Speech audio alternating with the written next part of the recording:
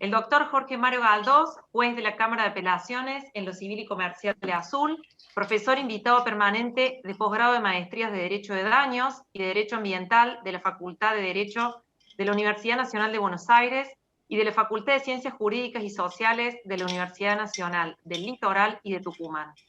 Autor y colaborador en obras colectivas y de trabajo jurídico sobre temas de responsabilidad civil, integrante del grupo de colaboradores de la Comisión de Reformas del Proyecto de Código Civil y Comercial 2012 en el área de responsabilidad civil. Coautor de los comentarios de los artículos de responsabilidad civil en el Código Civil y Comercial de la Nación, comentado y dirigido por Ricardo Lorenzetti. Colaborador de la actualización del libro Responsabilidad Civil de los Médicos de Ricardo Lorenzetti, director del Boletín Informativo Online de Jurisprudencia de la Suprema Corte de Buenos Aires, de la editorial Rubinsal Pulsón. Bueno, doctor, es un gusto tenerlo acá con nosotros y le cedemos el uso de la palabra. Muchas gracias, Florencia. Yo quería agradecer al Centro de Estudios esta invitación, a mis amigos Fernando y Daniel, y realmente el que está muy complacido de estar con ustedes soy yo.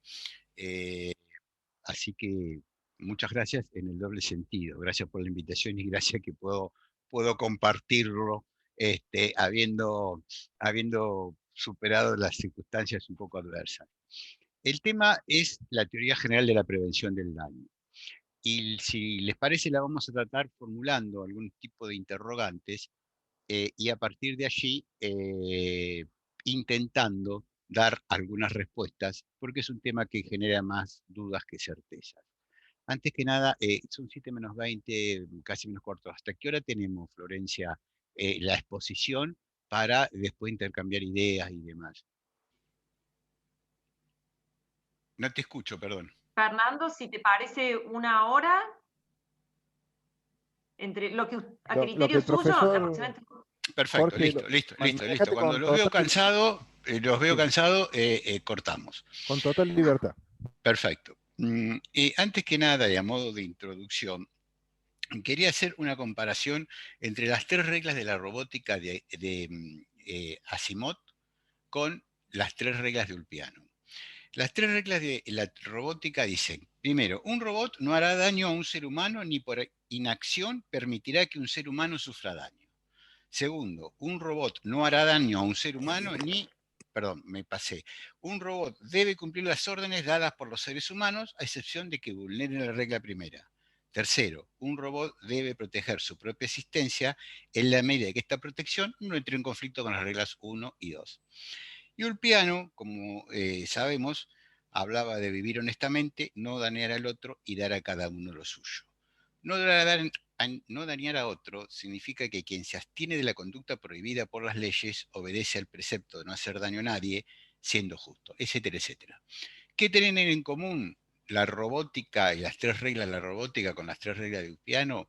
Es lo que hoy podemos denominar, yo sé que buena parte de la escuela cordobesa está en contra de esta posición, pero lo que podemos denominar la teoría general de la prevención del daño. ¿Y qué es la teoría general de la prevención del daño? Es un nuevo principio general del derecho, como dice Gonzalo Soso, un nuevo paradigma que desborda la responsabilidad civil y que constituye, como decíamos, un nuevo principio en todo el derecho privado.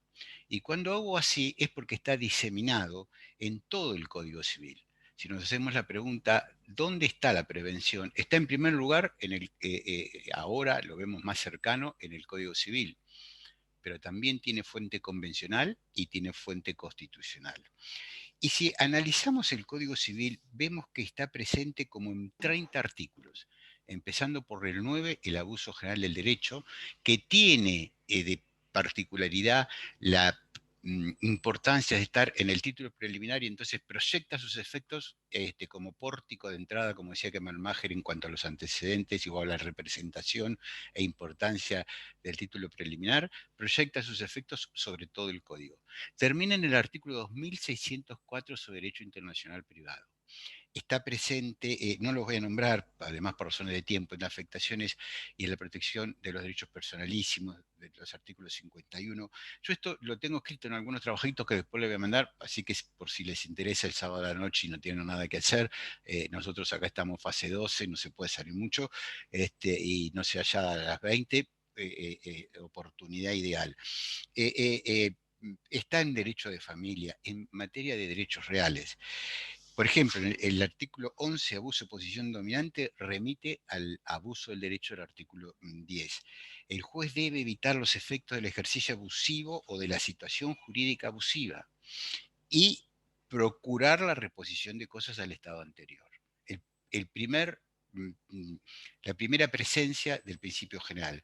Están previstos, por ejemplo, en el artículo 1102, acciones de los consumidores para el cese de la publicidad ilícita o la publicación de los efectos rectificatorios. En materia del anterior 2618, hoy lo tenemos en el 1982, donde el propietario puede exigir el corte de las ramas que invaden arbustos u otras plantas que invaden su propiedad, y si se trata de raíces, directamente cortarlas. Las acciones posesorias se otorgan por ante actos materiales producidos o de inminente producción. Basta con referirme al Código Civil. Y como ejemplo que fortalece esta postura de que es un principio general, que hace a la teoría general, que tenemos que elaborar, trabajar y procurar desarrollar, en eso estoy intentándolo junto con otros autores que están, por supuesto, trabajando el tema, todo nos vamos enriqueciendo y aprendiendo, y estas charlas y el diálogo posterior seguramente será absolutamente fructífero para poder encontrar las objeciones y las coincidencias. En el reciente voto del doctor Lorenzetti en la causa tan reconocida, Gobierno de la Ciudad de Buenos Aires contra Estado Nacional, se refirió a la prevención del daño como principio general. Leo el párrafo cuando, hablando del juicio de ponderación, que es justamente el artículo 1713 que cita del Código Civil, anticipándonos, podemos decir que el núcleo duro de la prevención está en los capítulos de la responsabilidad, 1710 a 1713. Y en esta materia, Lorenzetti, cuando fundaba su voto, decía que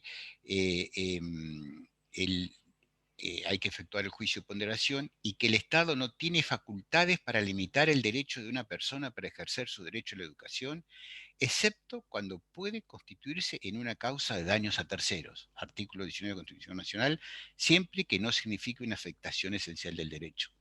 Más adelante dice, el principio general de no dañar a otro, ampliamente reconocido por numerosos fallos de esta Corte, y remite, por ejemplo, a Gunther, tiene plena vigencia en el derecho argentino, 1710 concordante, lo cita, y es de aplicación al caso. En el supuesto del COVID, el contacto entre personas puede lograr una transmisión masiva, lo que justificó la medida de cerrar total o parcialmente escuelas en numerosos países. Esta situación de excepción que habilita la restricción no puede producir una afectación esencial del derecho. Y simplificando, dice, quien pretenda restringir el derecho tiene la obligación de buscar los modos alternativos, estoy salteando, para lograr que la ponderación en caso de conflicto entre los derechos fundamentales se haga con la menor restricción posible. 1713, en el núcleo duro de la prevención. Conversando por teléfono con un amigo, el denominado cuarto legislador, Federico de Lorenzo, que fue secretario de la comisión que trabajó en el anteproyecto, me decía que un autor, que no recordaba el nombre, o lo habrá inventado Federico, pero está bárbaro para citarlo, que la ubicación topográfica de una norma no define su carácter o naturaleza. La prevención tiene textura constitucional y, le agrego yo, constituye un principio general del derecho. Y además, de esta forma, la prevención permite armonizar el núcleo duro del y todo el Código Civil, y particularmente en el aspecto cuantitativamente más importante, que es la responsabilidad civil, con los microsistemas. en el sistema de la responsabilidad civil, del Código Civil y Comercial, valga la redundancia, las funciones son prevención y reparación. Sé que, por ejemplo, Daniel Pizarro no está de acuerdo con ello.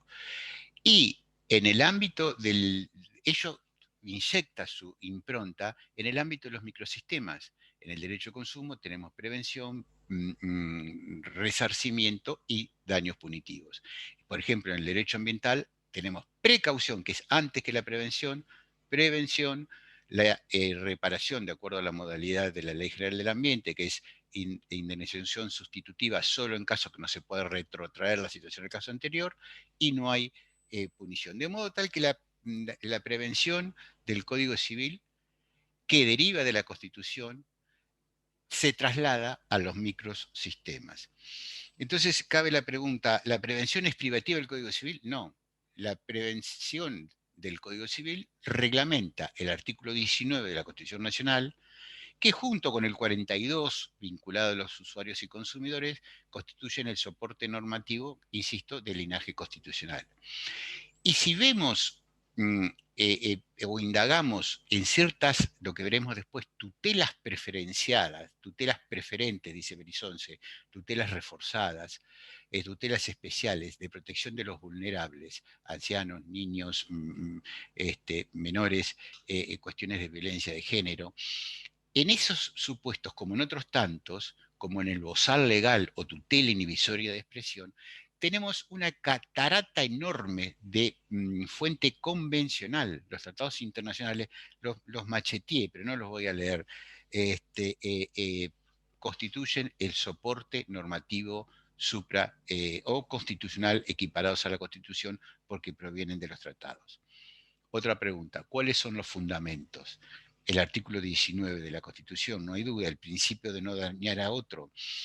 Así se resolvió en las Jornadas Nacionales de 2017, que es el principio de no dañar a otro y la buena fe.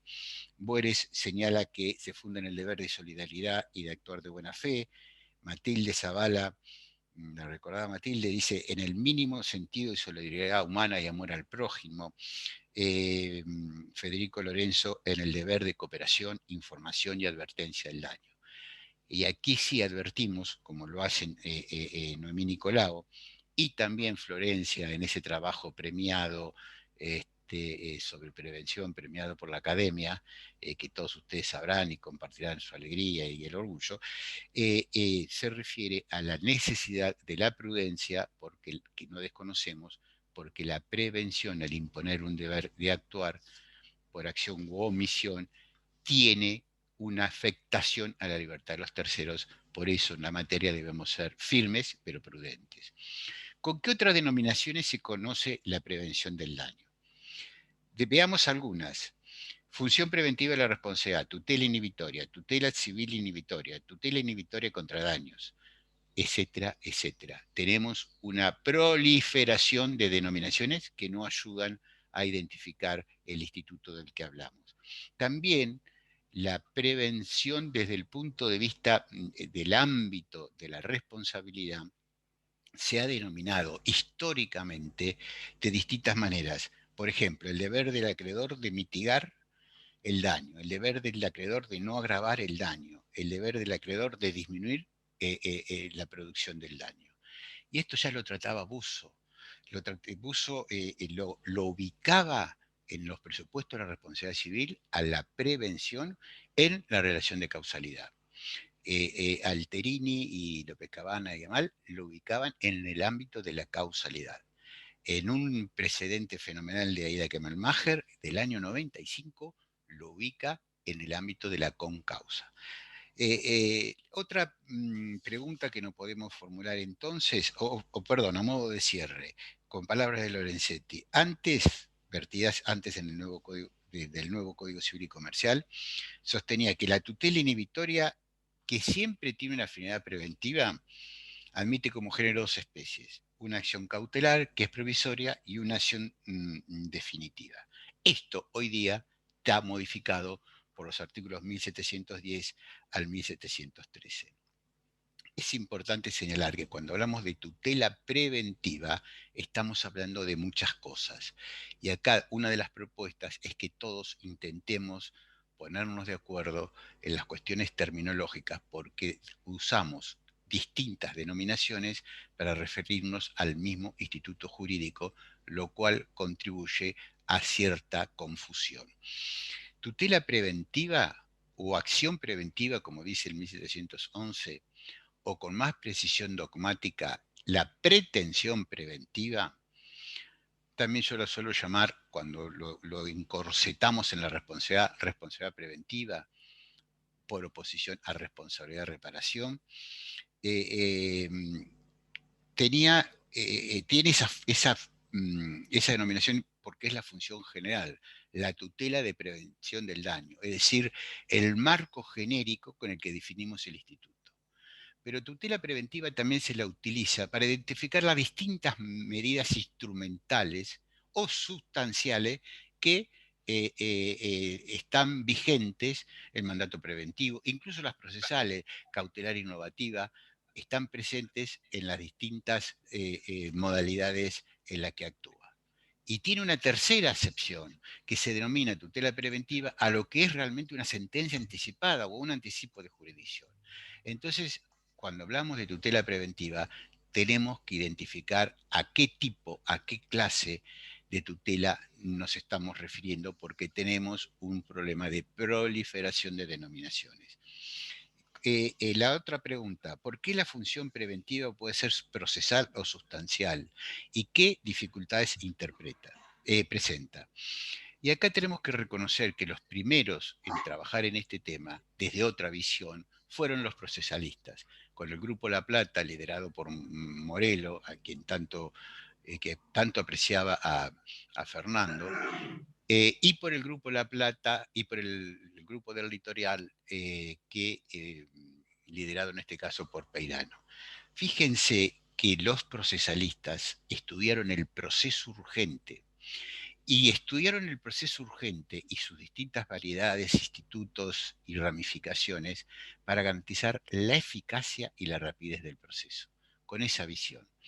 Y ellos crearon institutos que para contraponerlos, para diferenciarlos de los cautelares provisionales, los típicos, los clásicos, denominaron cautela material, cautela sustancial, tutela cautelar, tutela anticipatoria, medidas anticipatorias, materia definitoria, cautela con efectos materiales, medida autosatisfactiva, y basta, no leo más de denominaciones. Cada autor tiene su propia clasificación. De ahí entonces la necesidad, en primer lugar, de deslindar los aspectos procesales y los sustanciales, que están entremezclados e, insisto, generan mucha confusión. Y esto de la mucha confusión lo vengo sosteniendo con preocupación, no como queja, sino con interés en que entre todos construyamos institutos comunes, al menos en su identificación. Después, si estamos de acuerdo en sus requisitos, si no no coincidimos en los presupuestos de procedencia, en sus efectos, en su existencia jurídica, no importa, pero para poder identificar el fenómeno jurídico al cual nos referimos. Y lo veo en mi experiencia como juez, que está en proceso jubilatorio, después de 36 años de juez, 42 de antigüedad, desde el año 84 que soy juez, así que ustedes me ven de 40, pero ya tengo algunos más. Así que he estado 36 años, 11 en primera instancia, 25 en la Cámara, y es momento de tener un cese en la actividad judicial y poder dedicarme a full a trabajar la teoría general de la prevención del daño. Lo decía que lo veía como juez y lo veo en los abogados y lo veo en los jueces, que tenemos dificultades para encuadrar en los institutos y a su vez resolverlo. Otra pregunta, ¿cuáles son las principales dificultades? Primero, determinar las cuestiones procesales, las sustanciales y las mixtas, porque en definitiva muchas de las medidas o las medidas del 1713 son mixtas, porque requieren, partiendo de su origen sustancial o de fondo, medidas instrumentales, medidas procesales, mandato preventivo, tutela anticipada, incurrir en error, sentencia anticipada, etcétera, etcétera, para efectivizarse y poder concretarse. Es bifronte o mixta. En segundo lugar, identificar lo que es procesal a lo que es sustancial. Yo digo cautela material, que es un instituto procesal. ¿Qué es? ¿Sustancial o procesal? O sustancial, no sé si lo dije, procesal o sustancial o material. Yo lo identifico como una tutela preventiva, una medida preventiva sustancial, pero los procesalistas lo hacen desde el punto de vista procesal. Y en tercer lugar, simplificar las clasificaciones. Clasificar está perfecto que lo hagamos. Yo he identificado casi como 10 clasificaciones y todos los autores hacen su aporte que construye, edifica, pero tenemos que buscar coincidencia en simplificarlos más allá de los ciegos. Por eso yo para simplificarlo también tengo la mía, pero la mía es síntesis de las que se vienen desarrollando. ¿Qué es la tutela preventiva del daño en la responsabilidad civil y cuáles son las acciones comprendidas? Acá rápidamente, porque este tema lo conocen, es que reconocer que de los artículos 1710 a 1713 se regula la denominada pretensión preventiva o acción preventiva, como la denomina el código, que es una pretensión típica y autónoma de derecho sustancial, porque el origen está en el Código Civil y Comercial de la Nación, definitiva o provisoria. Por eso esa clasificación anterior de Lorenzetti hoy quedó desactualizada. Principal o accesoria, que puede ser despachada de oficio o a pedido de parte, mediante la cual se regula el deber legal de impedir la producción del daño y el de evitar o disminuir el daño en curso, o el de evitar o el de lograr la disminución, esto es la magnitud cualitativa y cuantitativa, del daño que ya comenzó a cursar sus efectos nocivos. Legitima quien tenga un interés razonable, 1711, a diferencia de 1777, que para la reparación requiere un interés lícito, un interés no reprobado por el ordenamiento jurídico. Y en definitiva, consagra en el artículo 1713, en el juicio de ponderación, los 3 parámetros esenciales para resolver todos los temas. Vimos ya que afortunadamente para la teoría general de la prevención del daño y para darnos argumento a favor, lo hizo Lorenzetti en el tema de la constitucionalidad de un decreto de necesidad de urgencia.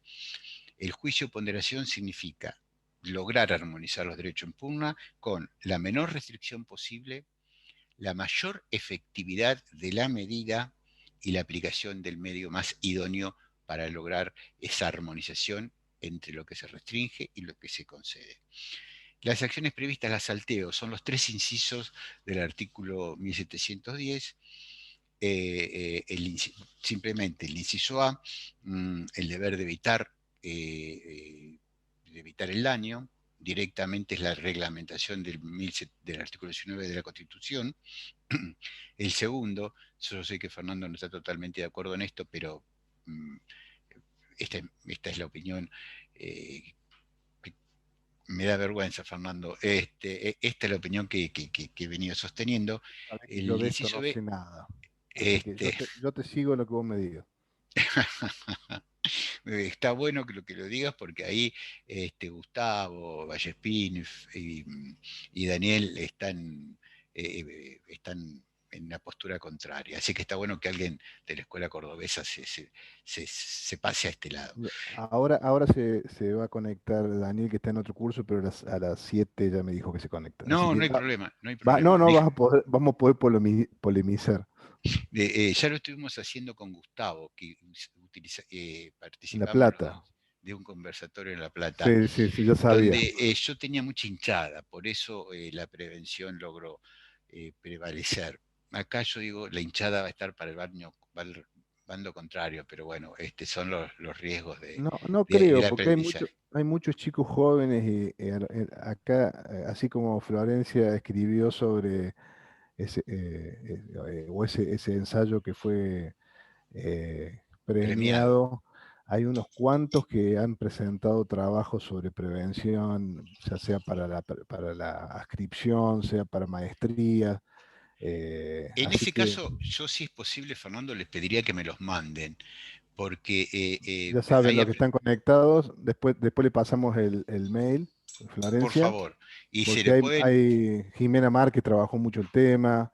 eh, bueno, Florencia, creo que, no sé si Matías hiciste algo sobre eso, sobre prevención también. Matías, espero Matías los trabajos, sí. Machado, bueno, sí.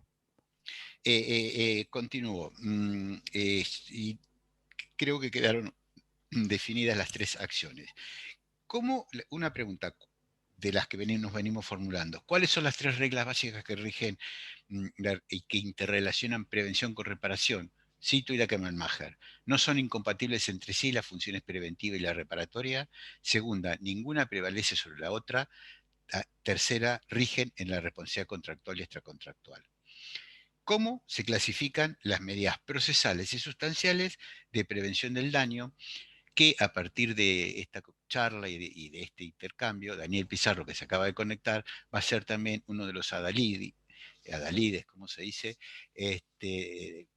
junto con Fernando y todo ese equipo van a cambiar de opinión y van a estar acompañando esta teoría. Bienvenido, Daniel.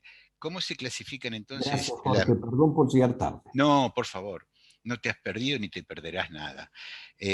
Supongo Hacía que mucho que... estaremos recién dentro de las 3 primeras horas de exposición, ¿no es cierto? Sí, sí, sí, como yo estoy de prueba, por cuestión de aguante corporal, vamos con las tres primeras y coincidimos en quedarnos hasta las 12.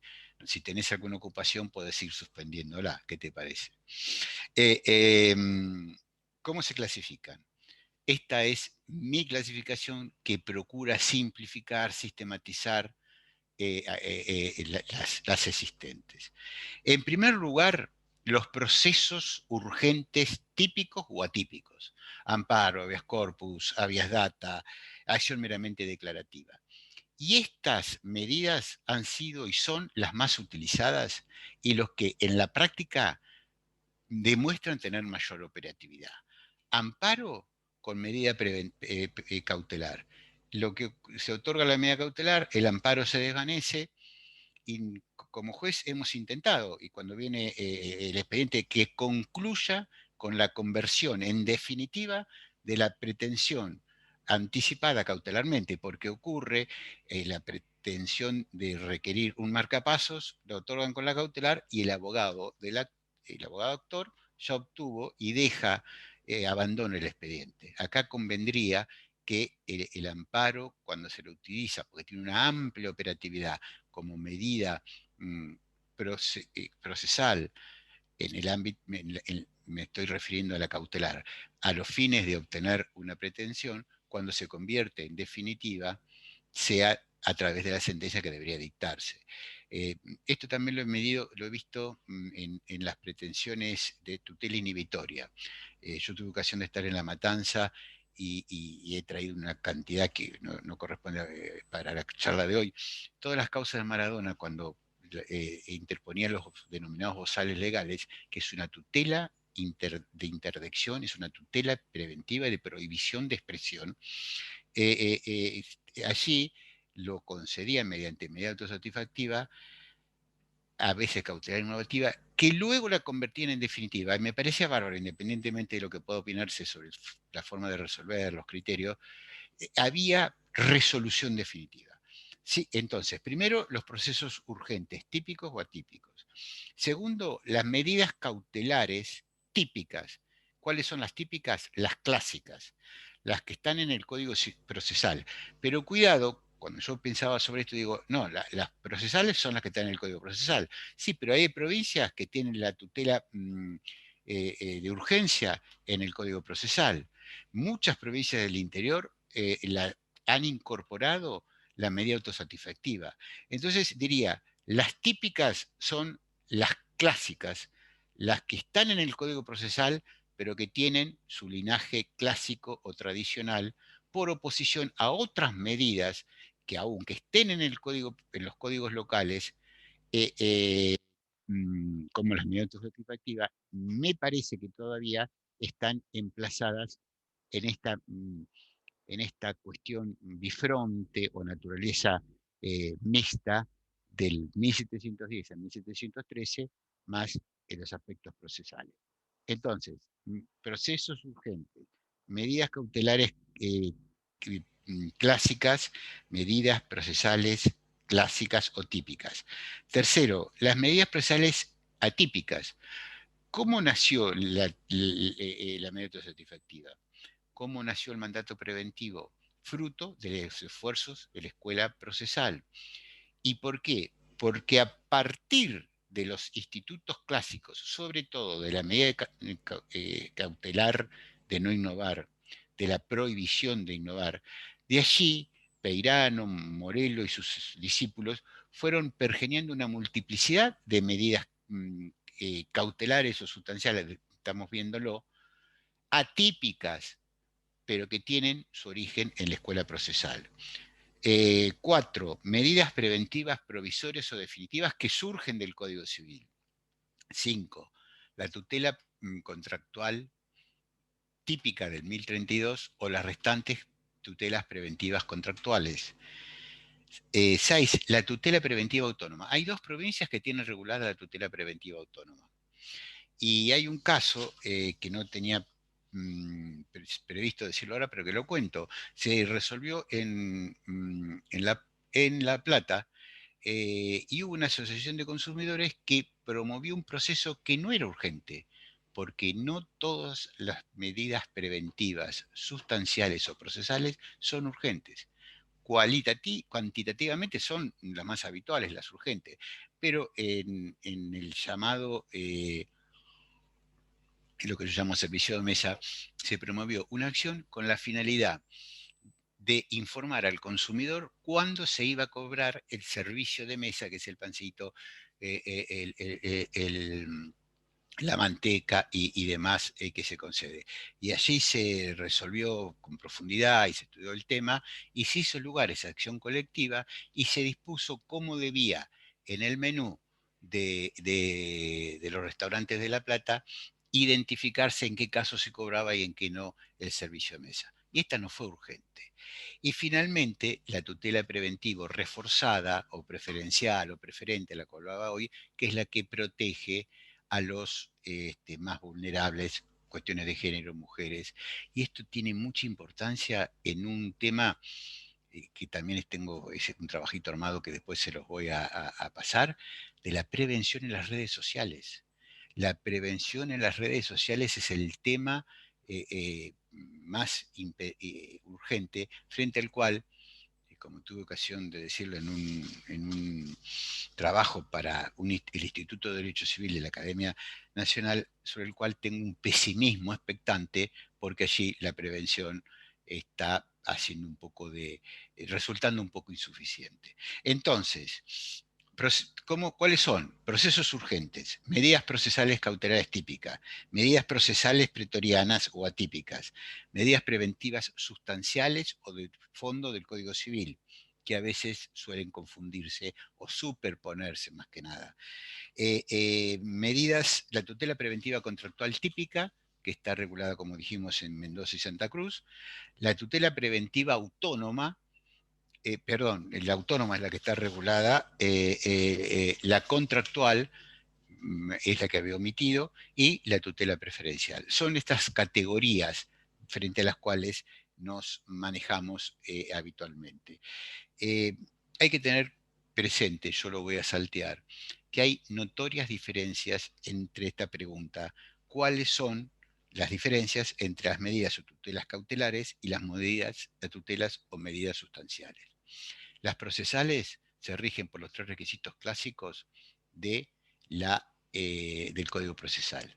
Las sustanciales requieren los requisitos del artículo 1711, por lo cual si el abogado tiene que hacer un menor esfuerzo probatorio, debería recurrir a las cautelares, porque aunque se confunden, las medidas preventivas sustanciales tienen un requisito de mayor verosimilitud en el derecho, porque actúan frente a la amenaza de daño que debe ser probada como lo dice el Código Civil. Hay otros requisitos, otras diferencias.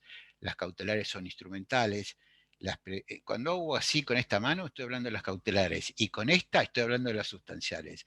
Las cautelares son instrumentales porque sirven al proceso principal y el objeto de las cautelares es asegurar el derecho, asegurar,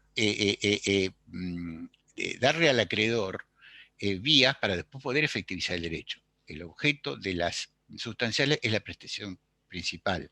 Las cautelares son accesorias de otro proceso, las sustanciales son autónomas aunque pueden tramitarse o acumularse a otro proceso. Ambas pueden decretarse en cualquier tipo de proceso y las sustanciales pueden tramitar en proceso urgente o en proceso sumario o sumarísimo. Sabemos, salteo los requisitos de procedencia, que son distintos, más rigurosos en el ámbito sustancial. Las procesales se decretan a pedido de parte, las sustanciales a pedido de parte o de oficio, las cautelares son provisorias, las sustanciales provisorias o definitivas, ambas de ejecutabilidad inmediata, ambas mutables, las cautelares no hacen cosa jugada, las sustanciales no hacen cosa jugada las provisorias, las definitivas hacen cosa jugada, y se otorgan las cautelares de acuerdo al régimen normativo propio de la legislación procesal que rija la cuestión. En cambio, en las sustanciales hay amplias facultades judiciales para el juez disponer obligaciones de dar, hacer o no hacer, de acuerdo a las circunstancias del caso, incluso como lo vimos de oficio, incluso, reitero el incluso, como lo vimos con relación al artículo 10 en el supuesto abuso del derecho y en otras tantas aplicaciones.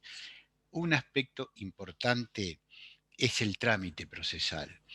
Las cautelares tienen un trámite regulado en el código, las sustanciales no, de modo tal que acá es interesante que el abogado cuando promueve la acción, si no está seguro, le pase la pelota al juez, yo como estoy en proceso jubilatorio lo puedo decir, que defina el proceso en el cual va a efectuar el emplazamiento normativo, el trámite para sustanciar la pretensión que está siendo deducida.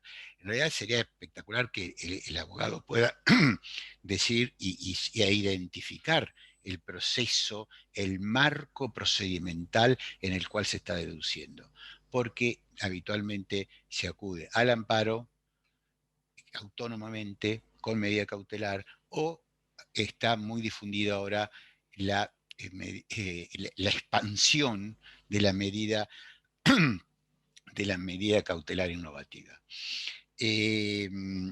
Recientemente la Corte, hablando de este tema, en un caso de un soldado, recientemente, esto fue del 29 de abril de este año, causa Goizueta, se remitió el dictamen de la procuradora, dejó sin efecto una cautelar decretada como medida cautelar, en la que se vea ordenado el reintegro de un soldado que corresponde al regimiento local. No lo conozco. Para los que dicen que la barrera es chico y nos conocemos todos, no lo conozco. Y allí en el dictamen habla, la calificó como cautelar, pero en definitiva la procuradora a la que remitió la Corte dice la medida cautelar innovativa solicitada como tutela anticipada. Allí tenemos los temas de confusión conceptual a los que deberíamos intentar ir resolviendo. Yo les decía de la operatividad de las medidas cautelares clásicas.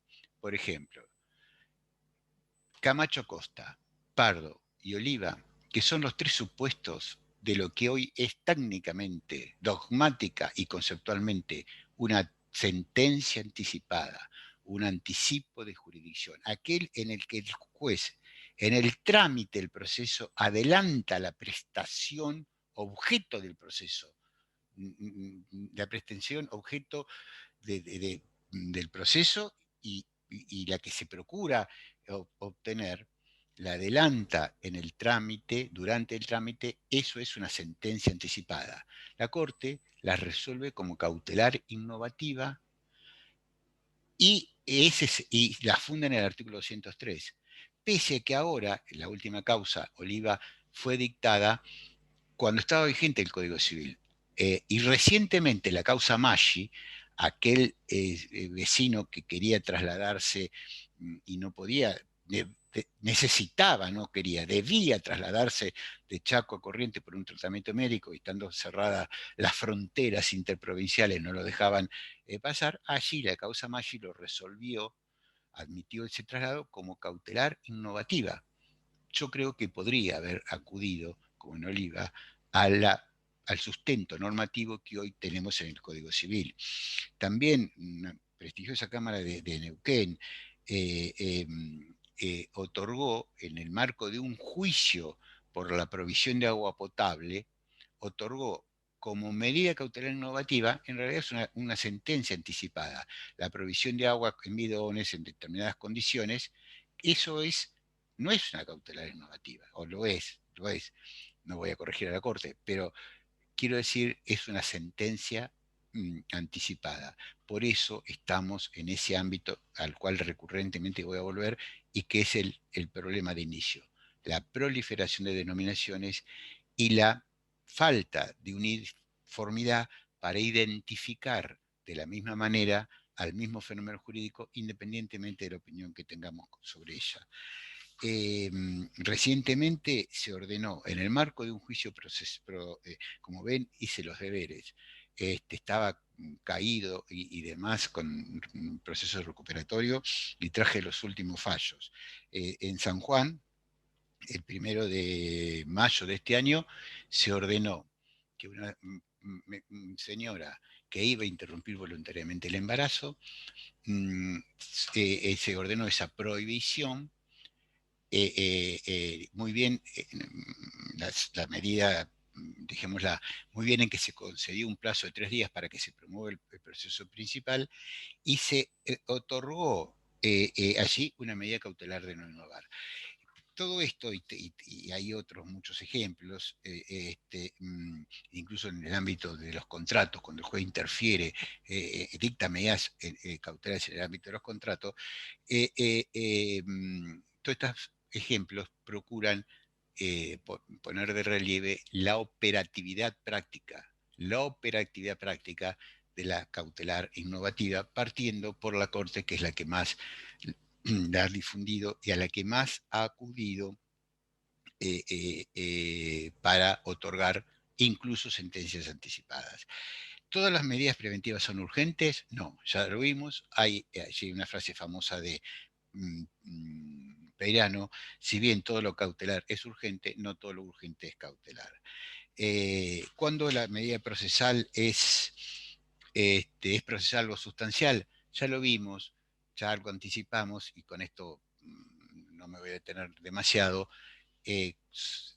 Dejemos la denominación de procesal a las cautelares típicas, provisorias, interinales, decía Morelo, que están previstas en los códigos procesales mayoritariamente, como lo hicimos hoy, porque, por ejemplo, como también lo señalamos, algunos códigos tienen algunas de estas medidas que yo creo son sustanciales o bifrontes. ¿Cómo van? ¿Muy cansados? Yo los veo haciendo que sí. Fernando, disimula el No, cansancio. Te no, veo no, que no. estás bostezando. Hoy me levanté a las 11 de la mañana para estar fresco para escucharte, Jorge. Acá Mañana me levanto a las 11 para no sé qué cosa hacer a la noche y así todos los días me voy levantando a las 11. Además, damos por descartado que tenemos hasta las 11 de la noche, así que vos seguí tranquilo. Perfecto. ¿Cuáles Hoy son? no hay fútbol esta noche, Fernando, así que podemos tranquilamente seguir hasta altas horas. Mira, yo después de lo que me pasó anoche que no podía dormir, imagínate por qué. ¿Probaste con Rivotril? No.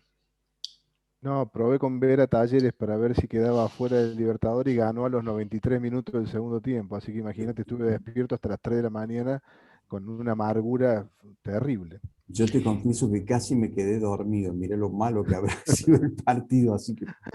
Bueno. Doy fe que ambos participan de esta discusión en un grupo académico muy prestigioso al cual pertenecemos junto con otros amigos. ¿Cuáles son las medidas o tutelas sustanciales de prevención del daño? Las enumero. La sentencia anticipada, tutela anticipada, anticipo o adelanto de jurisdicción o sentencia adelantada. Leí porque tiene tantas denominaciones que me las olvido. Segundo, el mandato preventivo o de prevención. Tercero, el bozal legal, expresión jurídica acuñada por Moria Kazan y Ana Rosenfeld.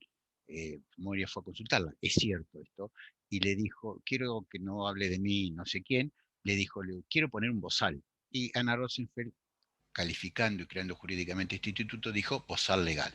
Yo, para darle un contenido más jurídico, digo mordaza legal, o tutela inhibitoria de expresión, medida prohibitiva de expresión, tutela inhibitoria o interdicción de expresión. Lo que un autor llama el habeas data internet, que es la tutela prohibitiva de expresión en los medios gráficos, en los medios tradicionales, en Internet, con la causa Rodríguez, Gimbutas y otras de la Corte de la Nación. Entonces, la tutela anticipada como sinónimo de sentencia anticipada, mandato preventivo, bozal legal para quedar y ser simpáticos con el mundo del espectáculo. La tutela preventiva de Internet, la tutela autónoma, esa que vimos con el ejemplo del servicio Mesa, la tutela preventiva especial o reforzada, que está muy, muy difundida y sobre todo está muy difundida para actuar anticipadamente al daño en las redes sociales. La tutela prevención contractual, típica o atípica. Por ejemplo, como medida autosatisfactiva, el caso clásico es, que tramitó en la Corte es el del aborto no punible, donde además exhortó a los tribunales y a las provincias a dictar, a los tribunales a no judicializarlo y a las autoridades provinciales a dictar un protocolo. Eso tramitó mediante una medida autosatisfactiva en los que tienen de común, de común o de característica, que el objeto del proceso se superpone, coincide con el objeto sustancial, de modo tal que otorgado el objeto procesal, que es a su vez sustancial, se agota el proceso, se consume. Se decretaron medidas autosatisfactivas, por ejemplo, para prohibir la difusión de los datos de un niño que sufre de discapacidad, un chico que estaba encerrado en una jaula, el caso del niño jaula. Y en otro caso se decretó la sustanciación de una medida cautelar pretendiendo de una medida cautelar en el marco de una autosatisfactiva en el caso de una menor en un estado muy precario que era hostigada por un vecino, ordenando a la municipalidad hacer una división y imponiendo normas de conducta a la madre y restricciones a la persona que hostigaba a la menor. La tutela anticipada, voy a decir poco porque es la que ya señalamos de Camacho, Pardo, Oliva, pero esta tutela en un caso más reciente, que pone de relieve la complejidad de la clasificación y la calificación de las medidas. En un antecedente se rechazó, esta es un antecedente sobre redes sociales, que es un tema apasionante, en la que se requería la supresión de contenidos dañantes o injuriosos, se rechazó la medida cautelar innovativa, marco procesal en el que se reencausó la petición deducida como medida autosatisfactiva, que importa, dice la sentencia, un anticipo de jurisdicción favorable respecto al resultado del fallo. No se hizo lugar a esas supuestas injurias vertidas en Internet porque afectaban no la vida privada, sino la vida profesional de la reclamante. El mandato preventivo de prevención, estoy confundiéndolos con tantos institutos, los voy... Adelante, tranquilo, está bárbaro, vamos. Bueno, el mandato preventivo de prevención, ese que yo he tenido ocasión de utilizar muchas veces, que puede ser de prevención estrictamente, o mandato preventivo en sentido estricto, o mandato preventivo exhortativo. Consiste en una medida que el juez dicta de oficio o a petición de parte, cada vez más la están pidiendo las partes, en otro proceso, generalmente durante la sentencia, ahora se está difundiendo y se dicta durante el trámite, también lo están empezando a pedir los representantes de los menores, el fiscal, en el cual el juez hace cesar la causal de dañosidad. El precedente clásico de la Corte de la Provincia, Carrizo, proviene de la sala que integraba, donde se desestimó allí por la composición de la Corte, se trataba de la adopción de medidas de prevención en un cruce ferroviario. ¿Qué pasó? Como la doctrina legal de la Corte es vinculante y nos prohibía, porque vulneraba el principio de congruencia, este tipo de medidas, como diría el chavo, me saco los anteojos, no contaban con mi astucia, entonces comenzamos a dictar mandatos exhortativos. Esto pretende ser una broma, pero bueno, nadie se rió. Gracias, Florencia. Comenzamos a dictar mandatos exhortativos. No el preventivo estricto sensu, sino el exhortativo, haciéndole saber a los otros poderes que ahí había un problema del cual debían ocuparse. La ruta mal señalizada, este fue el primer caso, y segundos, porque seguían repitiéndose los accidentes en las vías férreas, el, de el del cruce ferroviario con una potencialidad dañosa concretada eh, eh, eh, habitualmente. Y en materia de vulnerabilidad, tengo varios y después les interesa, les cuento algunos, y en medida de vulnerabilidad es muy fecundo el instituto. Uno de los últimos casos de fines del 2019 de la Sala M, que ordena en el curso del proceso disponer que todas las estaciones ferroviarias que estaban en las mismas condiciones que la que había sido objeto del juicio reparatorio, que tenían unas chapas provisorias mientras duraban las obras, se señalizaran de manera adecuada y se suprimiera esa medida de protección que era notoriamente ineficaz. El bozal legal. Yo ahí tengo un concepto que es extenso, que no lo voy a leer porque va avanzando el tiempo. Me remito a esos trabajitos que les voy a mandar, y si no pueden aprovechar, estaba pensando el domingo tomando mate con bizcochitos, es ideal para leer estos temas, que en definitiva el bozal legal es una medida de restricción de opinión, juicio de valor, ideas, etcétera, etcétera. Y es muy difícil encontrar allí el juicio de ponderación. Y el ejemplo lo da Maradona. Maradona es, reconociendo, bueno, que ya no está entre nosotros, que está muerto, pero ha promovido infinidad de juicios de esta naturaleza, y cuando se le atribuía una hija, la madre, yo no, lo escribía el hijo de un conocido futbolista, pero claro, me olvidé que lo están grabando. Esto estaba refiriéndose a este conocido futbolista. La madre, en protección de la menor que tenía un juicio de filiación, pidió que se prohibiera a la prensa difundir la identidad de la menor. En primera instancia se resolvió la prohibición de difundir cualquier noticia o información que involucrara a la niña. En la Cámara se dispuso la prohibición de cualquier noticia vinculada a la afiliación de la menor, sin perjuicio de la publicación de la sentencia, con las limitaciones legales con relación al nombre de las partes o de terceros. La Corte, por mayoría de la Corte de 9 miembros, dispuso la prohibición de las medidas que involucraran a la menor, porque que no podrán contener datos que puedan conducir a su identificación, pues representaría una indebida intromisión en la esfera íntima. 2 votos concurrentes dijeron la prohibición de la difusión de su nombre o imagen, así como el de la madre, domicilio o cualquier otro extremo que previsiblemente pueda conducir a su identificación. ¿Qué es esto?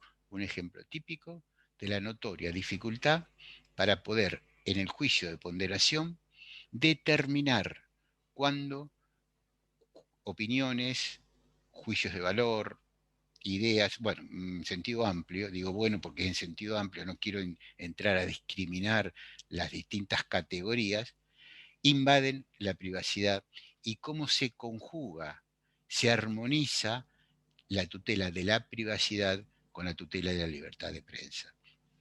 Esto mismo, trasladado a Internet, es el habeas data Internet, como lo dice Gil Domínguez, o la prohibición de restricción en la red de redes que es Internet, donde allí ya sabemos, y lo salteo, la Corte sentó jurisprudencia que luego ha ido ajustando en el caso Rodríguez. Ese fue el primer leading case. Luego, la tutela preventiva autónoma, de la cual ya di el ejemplo del servicio de mesa en los restaurantes de La Plata. La tutela preventiva especial o reforzada, que es la que protege a los vulnerables, y esto está muy difundido en lo atinente a la violencia de género, y todos los tribunales de familia de la provincia, y hay multiplicidad de precedentes, incluso muchos del interior del país, hacen referencia a esta tutela preferencial que tiene su propio régimen normativo específico. Hay casi un microsistema que proviene de la ley de protección y los tratados internacionales de los ancianos, de los menores, de la mujer, discriminación.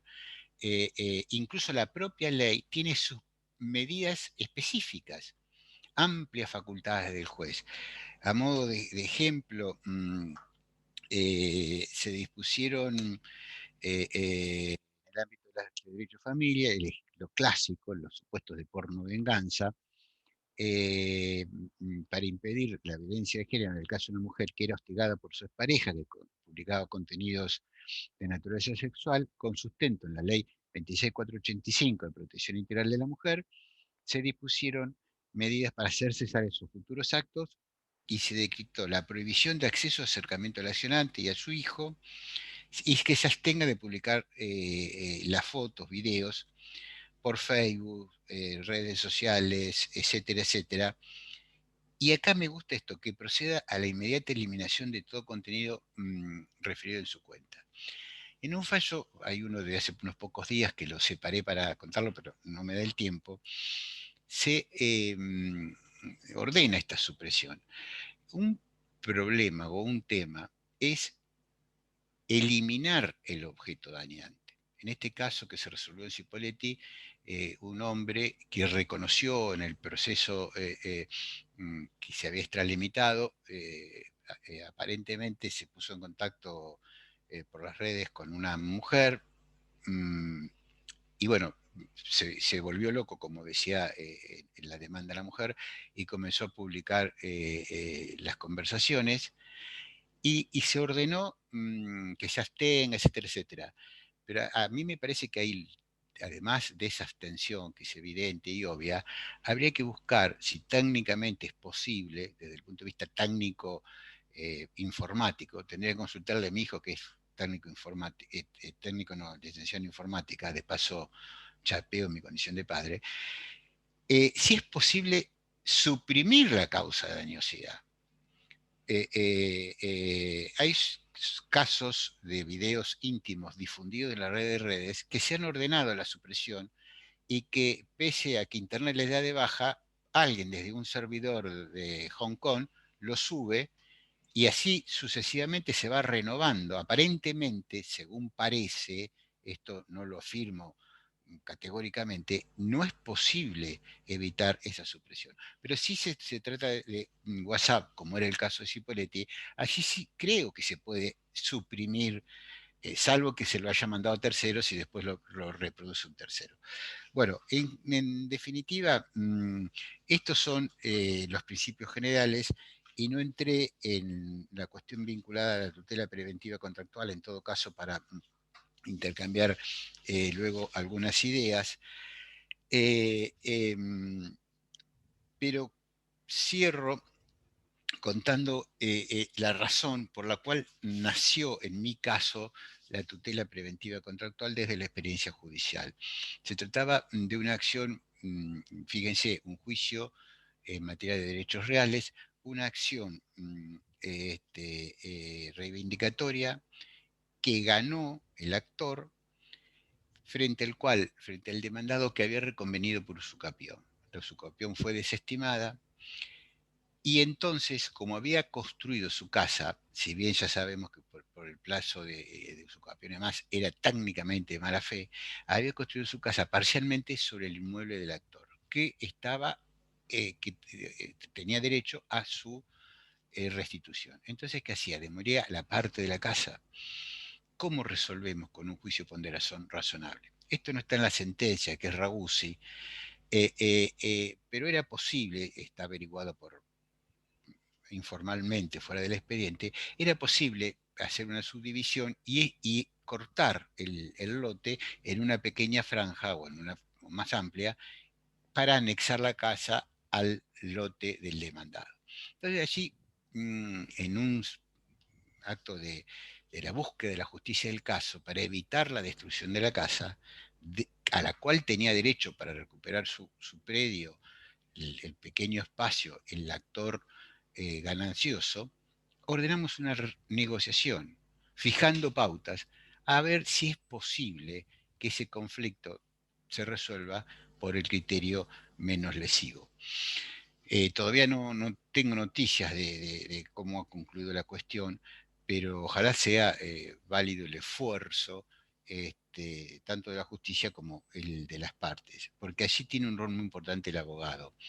Y cierro con una expresión de Morelo, otra vez lo vuelvo a nombrar, a mirar a Fernando, donde estas medidas requieren ingenio, osadía y mucho sentido común del abogado para obligar al juez a adoptar las medidas más eficaces. Morelo decía que el abogado será siempre la primera espada en abrir el horizonte, que el operador precisa de manera inmediata procurar las garantías y que el sistema de los remedios, de las técnicas de la tutela, las técnicas de tutela de los remedios, amparo, habeas data, son ejemplos de este sistema de remedios. El abogado plantee y ejercite la garantía porque es el juez quien debe darle el marco adecuado para buscar la solución correcta. De esta manera doy por concluida, por si no se notó, la parte expositiva para ingresar al ataque al cual seré sometido por la Escuela de Córdoba. Muy Muchas bien. gracias. Muy bien. Gracias por...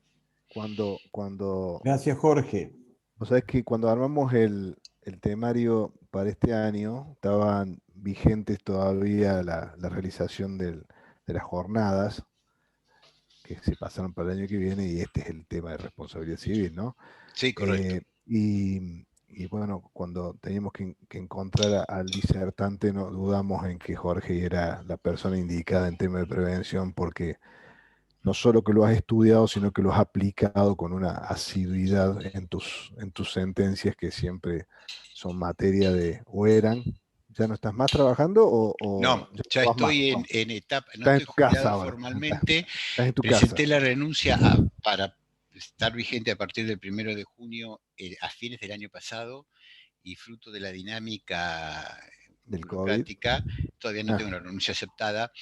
Y pregunté, ¿qué hago? ¿Vuelvo a trabajar el 1 de junio? No, me tengo que quedar esperado, sin cobrar ni sueldo ni jubilación, que se acepta con efectos retroactivos. Así que todos los días entro en el boletín oficial y hasta hoy no me aceptaron la renuncia. está bien. Bueno, yo voy a abrir porque justamente ayer, Jorge, estábamos en otro ámbito de los comercialistas que trabajamos en el Instituto de la Empresa de la Academia, y el tema era responsabilidad de los administradores, y uno de los disertantes trajo la prevención en los posibles daños que pueden causar los administradores, ¿no? Y enseguida, bueno, dijo, bueno, ahora tenemos el 1710, la prevención en el Código Civil, etcétera, etcétera, en un ámbito en donde, por lo general, en el tema societario en particular, en la ley de sociedad en particular, había acciones muy tipificadas, ¿no? Muy tipificadas. Es decir, para lograr la suspensión de la aplicación de una resolución asamblearia, había todo un proceso dentro de la misma ley de sociedades.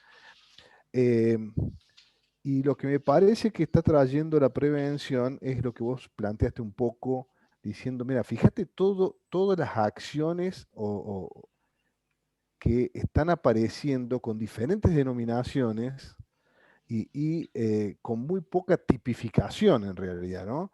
Parecería que el principio se está comiendo a las reglas, ¿no? Porque vos mismo decís, che, que el abogado plantee, yo quiero la prevención, y después el juez que le dé la forma procesal que mejor intervenga.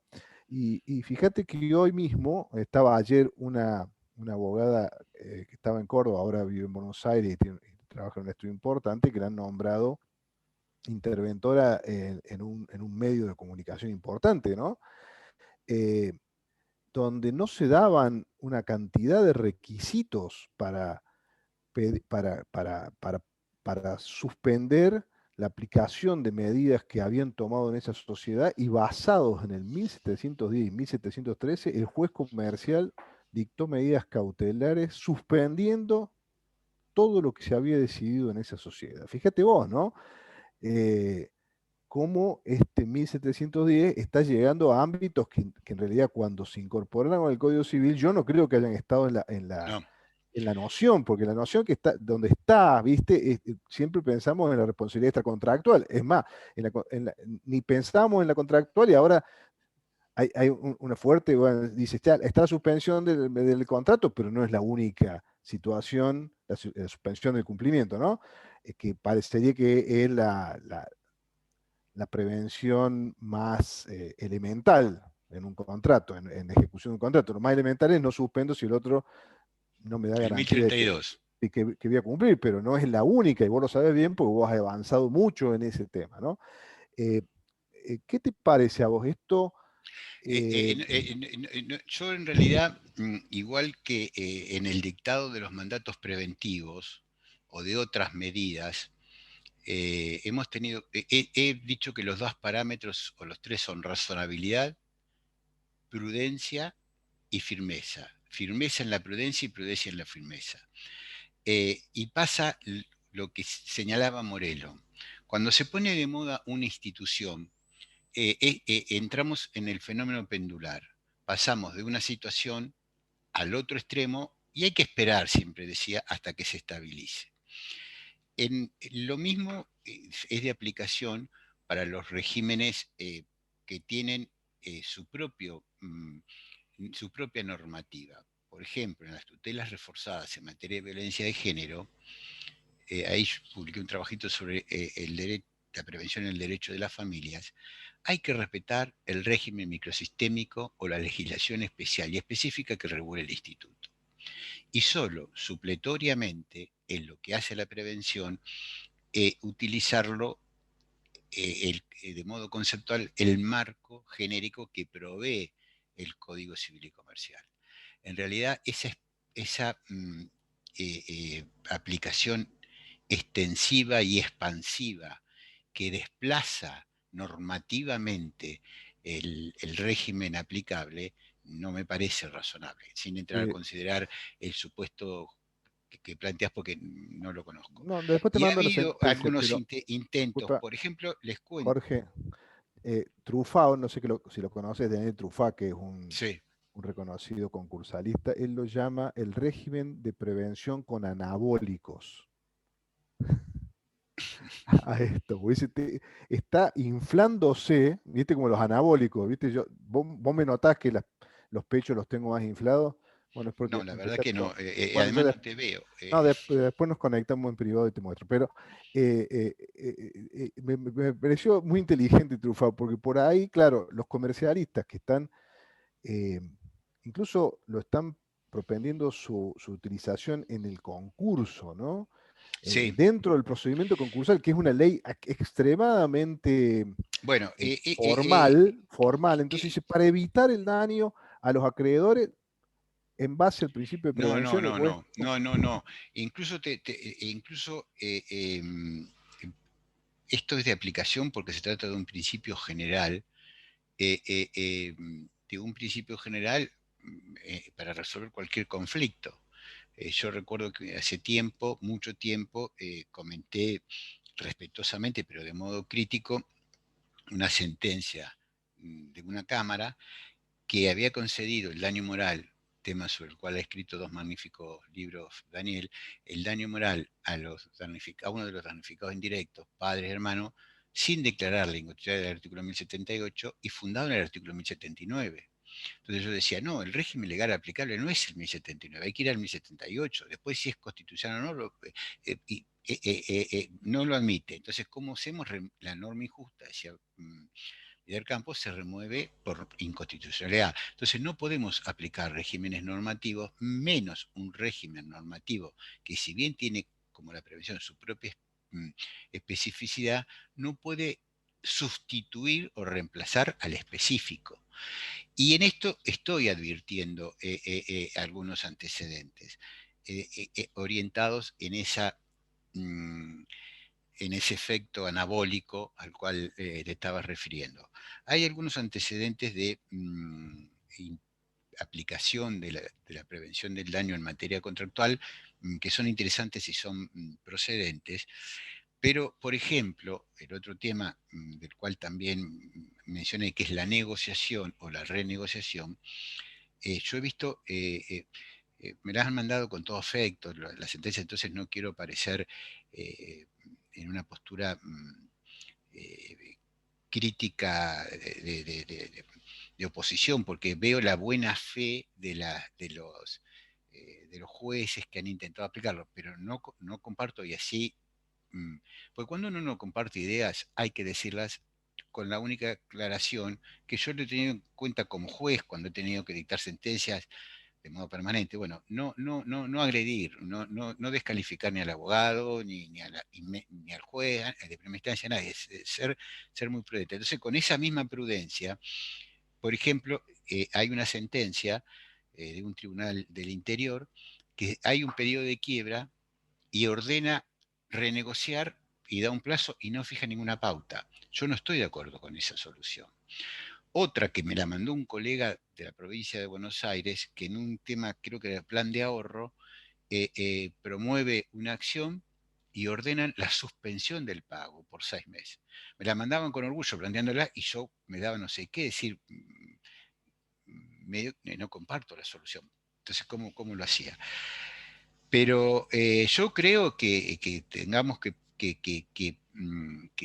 pelear y luchar para poner las cosas en su quicio y lograr restablecer el equilibrio. Hay supuestos opinables donde sí va a jugar la prevención. Y esto está muy difundido en los casos de estafas cibernéticas, en el llamado phishing. No sé si lo han visto. Hay varios precedentes en la provincia, incluso algunos en la nación, donde uno ingresa a su cuenta bancaria a hacer la operación de home banking y por un sistema le captan los datos, hay un engaño, etcétera, etcétera, y salen como, se ingresa a la cuenta y se piden créditos.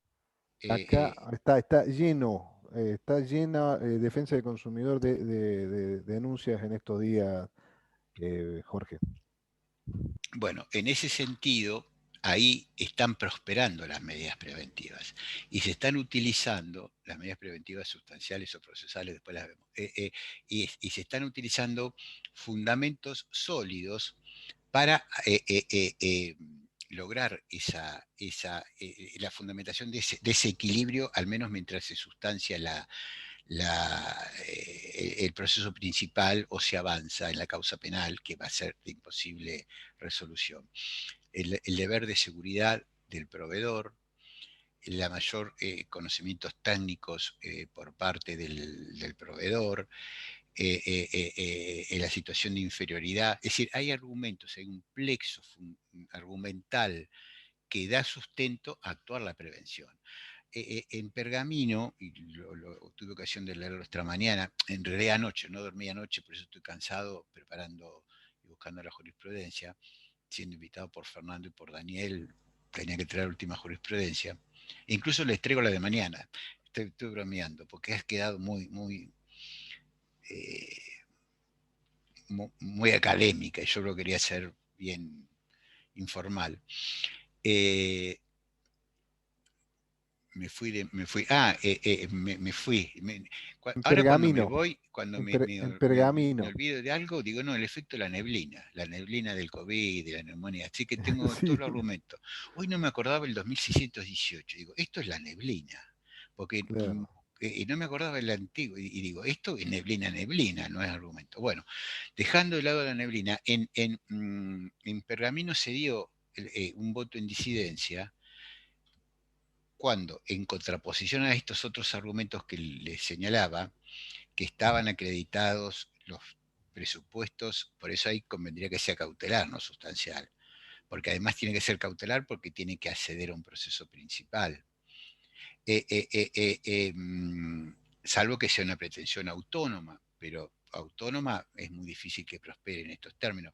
Entonces, el voto en minoría decía, no tengo prueba, es la denuncia del actor, los dichos exclusivos del actor, la denuncia penal que se funda en los dichos exclusivos del actor, y además, en ese caso, parece ser que voluntariamente el actor dio las claves, dice, y citaba la reglamentación del Banco Central, que obviamente prohíbe no solo dar las claves, sino tener la tarjeta con un papelito con el número.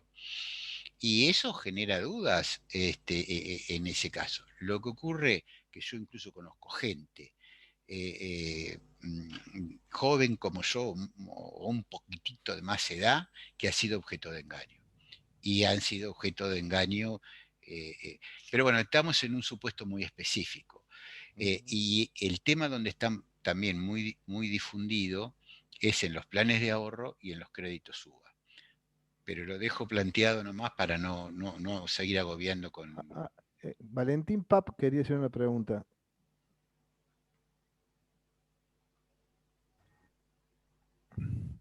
Sí, ¿qué tal? Buenas noches. Buenas noches, Valentín. Espero no pecar de... No te escucho muy bien. No ¿Cómo? se escucha, Valentín. Que voy a hacer, pero bueno. ¿Me Valentín. escuchan ahí? No, ¿Hola? se te corta, Valentín. Hola, hola. Ahora sí. Ah, bueno, voy a cambiar el micrófono. Ahí está. ¿Se me escucha ahí? Sí. Adelante. Perdón, bueno. No, mi pregunta va dirigida a, en su charla, hace mucho énfasis en que, y a partir de lo que dice también el Código Civil, que se descansa mucho en la prudencia del juez, y en la razonabilidad, y estos pilares que usted señaló. Pero al mismo tiempo me parece que se permite un abanico de decisiones muy amplio a través del cual el juez, de acuerdo a su prudencia, su razonabilidad, lo que considere conveniente, puede llegar a justificar cosas muchas veces contradictorias sobre, digamos, se pueden arribar a resultados bien diversos sobre una misma cuestión. O sea, esa es la historia de siempre el derecho, pero creo que acá con la prudencia y la razonabilidad se abre una ventanita un poquito más, más grande al juez para permitirle esta amplitud, ¿no? Entonces, mi pregunta va dirigida a si esto no conspira de algún modo con la certidumbre jurídica. Si considera que sí, que no, ¿por qué? Y la segunda pregunta es si cree que este juez más activista es necesario porque el Estado nacional, provincial, municipal, lo que sea, está ausente en muchos lugares, o es un modelo de juez que considera que es adecuado y está bien mantenerlo y es el modelo a seguir.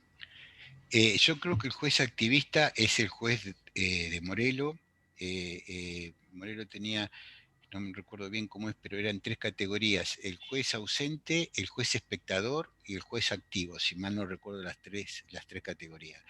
El juez activista es el juez de la prevención porque surge de los propios artículos específicos a los cuales nos referimos y de todos los demás que no mencionamos que están diseminados en el código. Cuando el artículo 10 dice el juez deberá evitar la situación abusiva y volver la situación al estado anterior, le da amplia facultad al juez. Lo que ocurre que además que eso se compadece con el sistema del Código Civil, que es un sistema normativo nuevo de principios, reglas y valores que acude a ese juicio de ponderación. Fíjate lo que señalábamos hoy al principio, si bien está en el voto de Lorenzetti, la cuestión inherente a la constitucionalidad y a la autonomía de la ciudad autónoma se resolvió sobre la base de un juicio de ponderación. Entonces tenemos que partir de esa base y de ese presupuesto mínimo. Es el juez del Código Civil, tema que yo comparto. Claro, yo era razonable, por eso lo compartía. Chiste, chiste, chiste. Florencia está distraída y Coti también, por eso nadie se sonríe, pero fue un chiste. Después del chiste me agarró la neblina. No, lo que ocurre es que, claro, hay mucha irrazonabilidad, pero es el tema, es el sustrato normativo al cual tenemos que acudir. Y por otro lado, además de que necesitamos buenos jueces, como siempre dice Ida Kammermacher, por otro lado, esto va a permitir soluciones más razonables y soluciones que deberán ir puliéndose con el tiempo. Evitaría un apego normativo que es bueno para generar predictibilidad y certeza a la cual vos te referías, pero esa predictibilidad y certeza también se va generando con la jurisprudencia que se va construyendo. Cuando nacieron las medidas autosatisfactivas eran creaciones pretorianas, creaciones de la doctrina de la jurisprudencia, y hoy están reguladas, incluso las regula el flamante Código Procesal de Derecho a Consumo de la Nación, están reguladas en las provincias. Es decir, en busca de los marcos normativos está la actividad judicial. Si ustedes quieren, no sé cómo están de cansados, les cuento un caso donde tuvimos que utilizar esa prudencia. Y es un caso de crédito suba, que están proliferando. Presumo que allí también estarán de moda. Un tomador del crédito promovió una acción cautelar solicitando la suspensión del pago de crédito UVA y comprobó la diferencia abismal entre lo que pagaba, entre el porcentaje que representaba de su sueldo cuando lo contrajo al porcentaje que representaba en la actualidad. En ese sentido hay un fallo muy interesante de Mar del Plata que lo deniega, porque en este momento era igual el crédito, la incidencia en el salario del 28%, que era la misma incidencia que tenía cuando lo había contratado inicialmente. Entonces no había supuestamente un desfasaje contractual, es decir, negociado o el marco de fondo que correspondiera, por eso no otorgó la cautelar. Entonces lo despacha como medida cautelar autónoma. Lo plantea así y solicita la suspensión y cita mucha jurisprudencia porque se está poniendo de moda. Entonces, la jueza de primera instancia, muy bien orientada, le da trámite sumarísimo. ¿Por qué? Porque nosotros en antecedentes que no eran urgente adoptar la medida, me acuerdo de un caso de alguien que decía, bajen la publicación injuriosa de mi ex esposa en Facebook y no revestían esa entidad. Entonces nosotros hicimos este razonamiento. No tienen entidad, además el juez se había anticipado, había dado traslado al asesor y demás. Mandémosle que le dé trámite procesal para que emplace esta pretensión, que no se sabía qué era, en el proceso sumarísimo, lo dijimos, sugiriéndole, no sé cómo es un proceso sumarísimo. Entonces, tal vez con ese antecedente, la jueza de primera instancia dice, esta pretensión tramitará mediante juicio sumarísimo. Entonces, ¿qué fue lo que primero hicimos? Recaratulamos el expediente porque es un incidente de medida cautelar, porque lo pidió, mezcló pretensión cautelar, pero un incidente de medida cautelar, porque la suspensión preventiva que fue otorgada autónomamente, significaba que el actor iba a pagar, creo que el 35, o un porcentaje que no me acuerdo, que había fijado el juez de primera instancia. ¿Y el acreedor qué hacía? Tenía que él promover el juicio. Entonces, lo recapturamos como incidente de medida cautelar. La calificamos la medida. Era una medida cautelar, preventiva, pero cautelar, porque no era autónoma, era accesoria de otro proceso. Por supuesto que habían vencido ampliamente los 10 días, porque el actor ni soñaba que tenía que promover un juicio principal, lo que hacía creía que de esa manera resolvía el problema, y le dijimos, le ampliamos el plazo, como lo han hecho otros tribunales, y fijamos un marco de renegociación. ¿Por qué? Porque, en definitiva, en materia de crédito SUBA, como en materia de plan de ahorro, va a haber alguna medida legislativa de fondo que vaya encauzando. Incluso ahora el Banco Provincia en crédito SUBA fijó un tope. ¿Qué es lo que hicimos nosotros? Fijamos un tope de incidencia en el sueldo, lo reencauzamos, lo recalificamos y le dimos un plazo de negociación. Porque tal vez, si bien el deudor está en una situación de notoria desventaja frente al Banco Provincia, tal vez, como lo propone Gonzalo Soso, a través de la entidad de consumidores, se pueda lograr una solución generalizada. Porque por otro lado, también puede haber engaño. Si se trata de alguien que cobra parte del sueldo en blanco y parte en negro, dice, bueno, promuevo la acción. Es decir, son temas muy complejos, Valentín, que requieren de una mirada panorámica que podrá ser opinable que hayamos ordenado la negociación, pero a su vez le damos plazo al actor para que promueva el juicio principal, que estudiara el tema y planteara la acción de fondo, y le resolvemos el problema al tomador, que la diferencia era abismal, no me acuerdo, pero era abismal, realmente era recontra confiscatoria del sueldo, y se había fundado en el principio de confianza. Cuando el actor contrajo el crédito, algo que yo no sabía que existía, que era el estudio de relevamiento anual que efectuó el gobierno, la inflación prevista era la del 9%.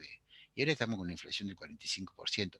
Por eso las soluciones jurídicas son complejas en la medida que se busquen soluciones efectivas, razonables, no solo sumarse a la corriente de moda, sino componer los intereses en pugna de la mejor manera, porque puede haber arbitrariedades.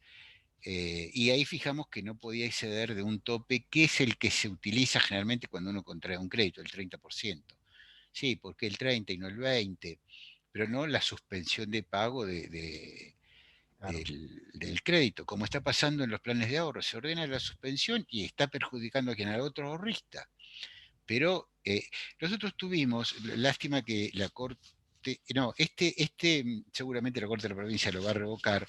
Tuvimos un problema de un plan de ahorro de otro tipo, donde se decretó que era abusiva una cláusula, y entonces dictamos una medida, un mandato preventivo que está suspendido porque fue recurrida a la Corte de la Provincia la sentencia cuyo fundamento, la abusividad de la cláusula, habilitaba el mandato, que se estudie la reformulación de una cláusula donde la devolución por la operatividad propia del sistema de plan de ahorro, la devolución que recibía la que no había podido pagar y abandonado el crédito, era notoriamente irrisoria con relación a lo que había pagado y al valor móvil del.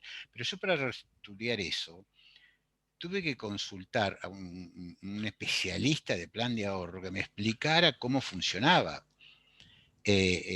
No me estoy autoelogiando. Quiero decir, es difícil porque lo más fácil es decir, bueno, suspendemos esa razonabilidad a la cual yo lo que quiero convencerte, Valentín, de que hay que confiar en los jueces, aunque hay algunos que yo conozco en los cuales No saldrías a tomar un café con él. Pero bueno, no lo puedo decir porque tampoco. Pero no hay otra solución, atacar las causas y no las consecuencias. Yo estoy esperando las críticas de Daniel, que no llegan. No hay muchas críticas, Jorge, ha sido clarísimo como siempre. Yo te confieso que con los años me estoy poniendo más conservador y reconozco que este desborde preventivo que se ve en algunos temas no digo que me asusta. Me parece que en un sistema que se mueve en base a reglas, principios y valores, eh, hay aspectos que no pueden ser soslayados cuando se lee el 1710 y siguientes del código. Entre ellos está que cada medida de tutela preventiva que se toma, olvidémonos de las medidas de tutela preventiva en las zonas sensibles, violencia de género, todo eso creo que está fuera de discusión, pero hay muchas que se toman en ámbitos completamente distintos, bastante más opinables, y en donde se pierde de vista que por cada tutela preventiva que se adopte, le des la forma sustancial o procesal que quieran. El problema son los efectos en el tiempo, ni que hablar cuando se litiga con beneficio de litigar sin gastos, ni que hablar en procesos en los cuales las secuelas pueden ser muy graves para el destinatario de la medida de tutela preventiva, eh, que se vinculan con las libertades que la Constitución reconoce. Cada vez que vos adoptas una medida de tutela preventiva, en muchos casos restringes libertades que la Constitución reconoce, que están en un plano de orden público que me parece relevante y que no siempre son ponderadas debidamente por los jueces. Lamentablemente, los jueces que aplican hoy el Código Civil y Comercial no son todos Morelos, ni Galdós, ni algunos de los que tenemos acá que son brillantes. Y me parece que hay un desborde de tutela preventiva en donde con la simple alegación del 1710 se toman cualquier tipo de medidas que me llaman a veces la atención por lo desequilibradas que son. Lo que decía Morelo es cierto, habrá que buscar los puntos de equilibrio. Lo que pasa es que los puntos de equilibrio a veces tardan tiempo en alcanzarse y los contrabalances y contrapesos me parece que tienen que empezar a verse en algún momento. Recién hablabas vos del tema del bozal legal, de la prohibición de mencionar o de hablar de determinadas personas. A ver, creo que si uno aplica lo que la Corte ha dicho a lo largo de toda su historia hasta hoy, en materia de ideas, de opiniones, no hay bozal legal que valga. Es inconstitucional por donde se lo mire. Si en cambio bajamos a los temas de protección de minoría, de personas con capacidades especiales o supuestos que pueden haber atentado contra la intimidad de una persona en la medida en que sea una persona privada y no funcionario público en temas que se refieran con su actividad pública, los parámetros deberían ser distintos, pero los criterios fueron siempre absolutamente contrarios. Más, yo he criticado eso cuando escribí sobre medios de prensa con la dureza con que la Corte lo hacía. Ahora, que venga Maradona y diga que le pongan un bozal legal y que la doctrina la cree la doctora Rosenfeld, a mí me parece que es ir demasiado lejos en muchos de estos temas. Yo, en lo personal, creo que el gran desafío que plantea hoy la prevención del daño es el buscarle un punto de equilibrio y quizás sea algo más restrictivo de mucho de lo que se está viendo hoy en día. Pero insisto, son enfoques de viejo, me estoy volviendo conservador con el transcurso del tiempo. No, lo de viejo no, porque es de aplicación para mí también, porque tenemos la misma edad, acá el más jovencito Fernando, de un grupo que tenemos de estudio, así que sería de aplicación para los dos. En realidad, voy a aclarar lo siguiente. Existe coincidencia en lo que vos decís, que es del mismo tenor a la cual señalaba Fernando. Yo tampoco auspicio los excesos. Incluso cuando fui a dar la charla a La Matanza, no compartía buena parte de esas decisiones donde le prohibían a Oliva, a Rocío, en el programa de Susana Jiménez, de Mirta Legrand, de Marcelo Tinelli, a hablar del hijo. A mí si no me dejan en un programa de televisión contar que Felicitas, que está acá, acabo de escuchar que entró, es hermosa, sonríe, ¿cómo me van a prohibir? Entonces, y eso se venía dando antes de y vos lo sabés bien, por los que has escrito tanto de daño moral como en esta materia, recuerdo que compartimos ideas cuando escribí la prevención del daño, no me acuerdo cómo se llamaba, y la libertad de prensa. Eso se venía dando antes del 1710. Ese exceso del bozal legal es súper anterior a la prevención. Con sustento en el Código Civil. Estoy de acuerdo en que hay un exceso, estoy de acuerdo en que hay que encontrar un límite, pero se lo tenemos que ir fijando con criterios doctrinales y criterios jurisprudenciales que vayamos planteando, porque no podemos evitar las modas. Tuvimos muchas modas y muchas fluctuaciones y muchísimos temas, actos propios, carga probatoria dinámica, defensa del consumidor. Nosotros tuvimos un plenario que después afortunadamente fue difundido y fue aceptado por la mayoría, con el tema del pagaré de consumo, que iba en contra de la teoría y declaramos la nulidad del pagaré de consumo porque no cumple con el requisito del artículo 36. Y nosotros decíamos, estamos matando el crédito, no podemos matar el crédito. Entonces, ¿qué hacemos? Admitimos hasta que se normalice la situación, que ahora se ha normalizado en nuestra jurisdicción, la integración del título ejecutivo con documentación complementaria. Trae el contrato de mutuo del banco, el contrato de cuando te compraste el televisor, etcétera, etcétera. Y así fuimos logrando encauzar el proceso. Y la jurisprudencia en ese momento decía, el pagaré es nulo. De modo tal que el acreedor le iba a cobrar a Magoya, si encontraba Magoya y si Magoya existe. Y entonces esas modas no son culpa del instituto. No podemos atacar la prevención porque se la aplica indebidamente, porque yo estoy viendo y participo con orgullo en un grupo de consumidores que hay algunas soluciones que pueden llegar a ser opinables o criticables, quiero ser prudente, en función de subirse a la moda y después entre la carrera de quién es más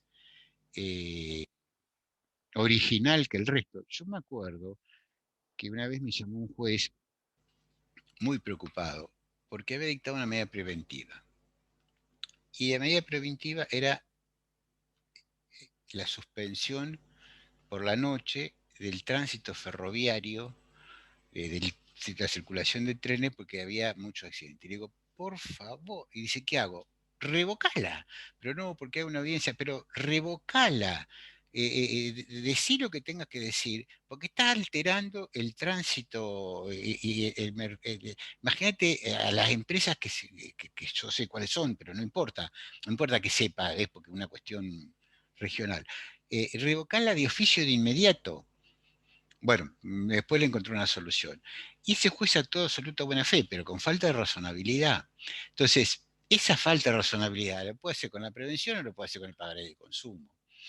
Yo estoy de acuerdo en que hay me voy a copiar la frase, un criterio anabólico en este tema, pero criterio anabólico va a haber o ha habido en muchísimos otros temas, ¿no?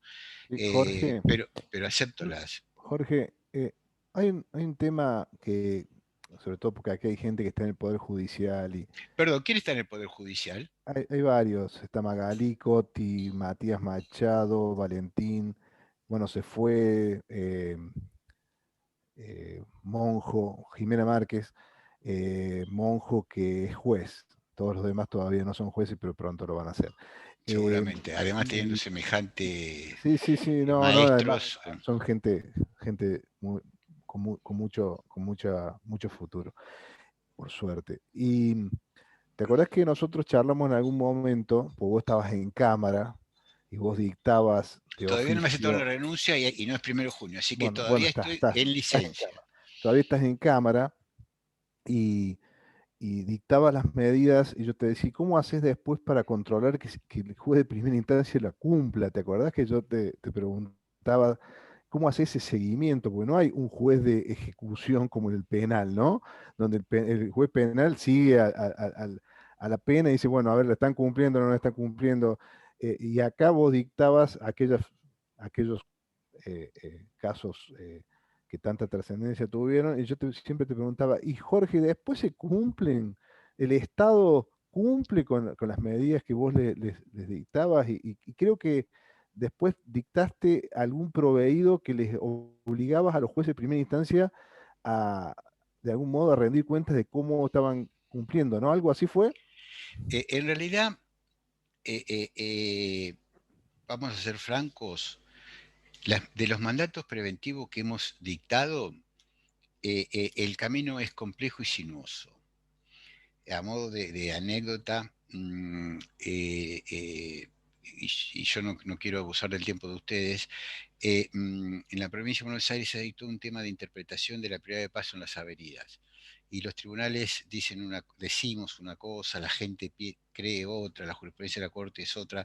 Bueno, y nosotros, incluso los jueces de la provincia, nos habíamos puesto de acuerdo y presentamos a través de los legisladores un proyecto que es muy sencillo, mm, redito en la ley anterior y se agrega un artículo, excepto vía de mayor jerarquía, avenida, y con eso se resuelve el problema. Ahora, ¿qué pasa? Se sigue planteando el tema. Entonces dictamos un mandato exhortativo que, como imaginarán, le dieron una bolilla. El presidente la vicegobernadora y el presidente de la Cámara de Diputados, cuando vieron el mandato exhortativo nuestro, dijeron, esto es excepcional, vamos a concentrarnos en esto. Un mandato exhortativo, lo dijimos, acá hay un problema legislativo. Esto queda grabado, así que tendré que utilizar las palabras adecuadas. Pero en ese mandato exhortativo es que le hicimos saber que en el marco de sus facultades institucionales hay una norma que genera conflictos de interpretación que produce efectos en la sociedad, generadores de daños y generadores de problemas, y que es una materia de la cual potencialmente, no lo dijimos así, fuimos muy cuidadosos y me llevó mucho tiempo redactar la formulita que debían ocuparse. Claro, no se ocuparon, no tuvimos noticia. Cuando ordenamos un mandato preventivo para mejorar la señalización, estuvo dando vuelta y nosotros allí habíamos dictaminado cuál era la autoridad de aplicación y todo, se pasaba en el expediente, no era de vialidad, no era del OCOBI, que es la autoridad de aplicación, y en definitiva terminaron poniendo un cartel. Soy honesto y reconozco que hay notorias dificultades para que acepten el mandato y para que sea efectivo. El caso que más resultado ha dado ha sido un balneario clandestino en Tandil, donde entraba la gente, incluso turistas, en un predio privado mal señalizado y se murió ahogada. A raíz de un caso, dictamos un mandato preventivo. Y ese fue el que más satisfacción nos produjo, porque allí se generó un debate en la comunidad. Y hasta en el Consejo Deliberante, unos plantearon expropiarlo, otros plantearon privatizarlo. Bueno, después terminó poniéndose un cerco que eran 60 hectáreas, un cerco que razonablemente lograba potenciar la minoración del daño futuro. Era lo posible. Y yo nunca adopté ninguna medida concreta, porque ¿qué voy a poner un cohete que vaya a la luna y que vuelva? No sé, por el costo, porque estoy afectando la libertad del demandado, porque estoy afectando una estructura contractual. Leonardo, se te está escuchando, Leonardo, te está escuchando. Estamos afectando vínculos negociales. Cuando dispones algo de ferrocarril, hay un contrato de concesión. Entonces, comparto todas esas ideas de la prudencia y también comparto la idea de que no hemos logrado todos los resultados esperados. Bueno, lo Eso es posible, cierto, Jorge, lo pero posible. hay que plantearlo, Claro, porque de lo contrario no lo claro. podemos hacer. Lo que Jimena, siempre fijamos, perdón, y termino con esto, siempre fijamos, siguiendo la Corte en Mendoza, es decir, la idea, ojo, la idea en Madero, fijamos qué cosa para lograr la efectividad. un plan de trabajo donde definimos qué es lo que tienen que hacer. El objeto, porque esto Matilde Zavala decía, el juez no sabe lo que hay que hacer, no cuenta con los recursos materiales, no cuenta con los recursos humanos. Generalmente el que lo tiene que hacer es el Estado, que tiene las dependencias habilitadas y con conocimiento. En este caso de Contabilidad de Tandil era la municipalidad, que tiene una Secretaría de Obras Públicas y que se involucró en el tema. Veo que se corta. Jorge, Entonces, ¿qué hacemos? segundito, Fijamos hay una pregunta, Jorge. Espera que te termino, no te contesté. Fijamos el criterio, fijamos el plazo y le decimos que tiene que presentar un informe al juez de primera instancia. No lo podemos sobrecargar al juez de primera instancia, pero sí que para obligarlo, porque si no nos da un bolilla, que en ese plazo o eventualmente prorrogable deben presentar las partes del informe de qué solución se arribó y si se arribó a una solución o no y las causas. Muy bien. Eso no lo sobrecarga el juez y constriñe a las partes de ponerse las pilas para laburar. Bueno. Sí. Jimena, ¿querías hacer una pregunta? Sí, acá estoy, perdón. En realidad es en relación a otro tema que estábamos hablando hace un ratito, que surgió en el debate de del encuentro pasado, hace unos días, que bueno, también me interesa a mí desde mi óptica por trabajar dentro del Poder Judicial y que me presenta mucho en las casaciones, en donde que vienen cuestionando todo lo que es las acciones preventivas o la tutela preventiva por favor, violación no del dejes de principio de mandarme el congruencia. material, no dejes de mandarme el material que me interesa. Sí, se lo voy a mandar. Bueno, la pregunta que yo tengo es la siguiente. Así como en la responsabilidad, digamos, en la parte de acción preventiva que está más asociada con la responsabilidad extracontractual, aceptamos mayoritariamente, incluso le dice el código, que puede ser puesta por el juez de oficio. En el caso de la, digamos, tutela preventiva en la materia contractual, el código no nos da esa posibilidad de que el juez lo haga de oficio. Entonces yo quería saber qué pensaba usted, porque es una pregunta que se nos plantea mucho en muchos recursos de casación, donde los jueces, digamos, establecen medidas de oficio y bueno, y las partes dicen que no se puede, en realidad no está permitido que sea de oficio, que es algo que puede hacer la parte, digamos, el afectado, pero no el juez. Entonces, bueno, yo quería aprovechar su presencia para evacuar esa duda, pero si corta el tiempo, en todo caso lo dejamos pendiente. No, tenemos 5 minutos. En ese sentido, se requiere tener presente que el contrato paritario negociado o entre iguales, que no es el contrato de consumo o el contrato por adhesión a cláusulas predispuestas, tiene garantía constitucional y el juez no se puede meter en el contrato. Por lo cual, cuando el juez contractualmente, como yo lo he propuesto, interviene la tutela preventiva contractual, debe ser más prudente que lo habitual. Y hay que discriminar los casos. Yo llamo tutela preventiva contractual a ese supuesto donde que la Corte revocó porque entendió que no era abusiva, donde en una cláusula abusiva en el contrato de seguros dijimos que la autoridad de aplicación junto con las partes determine el alcance de una cláusula que realmente, pese a que la Corte dijo que no, era abusiva, tan abusiva que la demandada, como lo dice el voto de la en disidencia, cuando contestó el recurso, cuando planteó el recurso extraordinario, dijo, la dejamos de aplicar a raíz de este caso. Bueno, otra historia. Entonces, eso es una tutela preventiva contractual. Y ahí no estamos interfiriendo el contrato, sino que declaramos abusiva, eso es otra historia, pero mandamos a que se estudie la eventual reformulación de esa cláusula que ya no sabíamos, la misma aseguradora la había dejado de aplicar. Entonces, en materia contractual hay que ser más prudente que nunca. Y ahí lo que se critica, que es lo que yo más he postulado, es el tema de la negociación o renegociación, que ahí sí yo entiendo que surge en 1710 el deber legal de renegociar o el deber legal de negociar en ciertos supuestos, y que no convierte en antijurídica, como diría Florencia, la negativa fundada. Si alguien dice, no, yo no voy a negociar porque yo quiero el cumplimiento exacto de esta prestación y entiendo que no hay excesivo onerosidad sobreviniente, me estoy apurando porque se corta, no genera antijuricidad en su conducta. Pero en ese caso de los créditos UBA, por ejemplo, que tuve, o en el caso del